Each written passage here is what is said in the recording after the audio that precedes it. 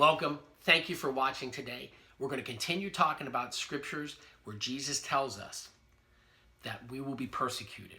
And I want you to think about these scriptures and then think about a pre-tribulation rapture that says, now we're going to be taken out of here by our Father so we can avoid all the hardships of the end times. And then think how they just don't fit together, how they don't tie together, how they're not seamless. Okay? So let's look today in Matthew 16, verses 24 and 25. Then Jesus said to his disciples, "If anyone desires to be my disciple, let him deny himself, disregard, lose sight of, and forget himself and his own interest." All right? Now, a rapture, pre-tribulation rapture tells us, man, we're out of here.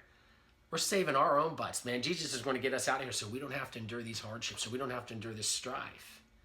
But Jesus says, if you want to be my disciple, you've got to lose interest in your own life. He says, he takes up his cross and follows me, cleaves steadfastly to me, and conforms wholly to my example in living and in need so dying. Remember, Jesus was persecuted like crazy. They just didn't crucify him. They beat the daylights out of him before they crucified him. And he says, in my example, also dying. He says, for whoever is bent on saving his temporal life, who's ever bent on saving his physical life, his comfort and his security here shall lose his eternal life. Once again, that doesn't sound like Jesus is saying, don't worry about it. When it really, really gets bad, I'm going to shoot you out of here. He says, be prepared for it. He says, and whoever loses his life, his comfort, and his security here for my sake shall find it, shall find everlasting life. See, the thing about a pre-tribulation rapture is people say the end times are going to be bad. And they will be. The Bible clearly tells us that they will be. But let me ask you this. Times are pretty tough for people right now who are born again and who our Father is using in North Korea, who's using in Iraq, who's using in Syria, who's using in China.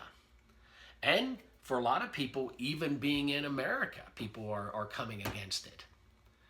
So we suffer persecution. People have always suffered persecution. They were throwing our forefathers into lions' dens in the Roman Empire. They were torturing the disciples. They were torturing the apostles.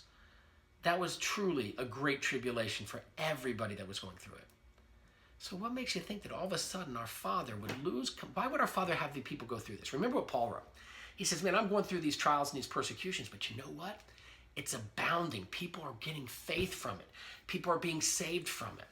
Yeah, I know the jail doors opened up, but I'm not leaving. Because if I stay, that jailer who's doing all this to me, he's going to be set free, him and his family. Why would our Father lose his compassion for those in the end times? Remember, Jesus says, I am the same yesterday, today, and forever. I never change. Jesus is not losing love. What Jesus is doing on those last days is he's coming against the evil of the world. He's not throwing out the baby with the bathwater. He's just getting rid of the bad things. He's coming against the evil things. But he still loves us. And that's what he's doing.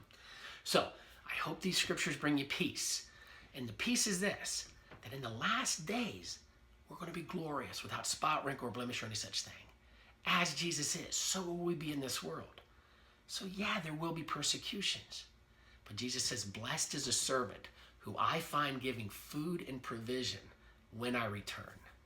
Thanks for logging on. This is the truth, and the truth absolutely sets us free.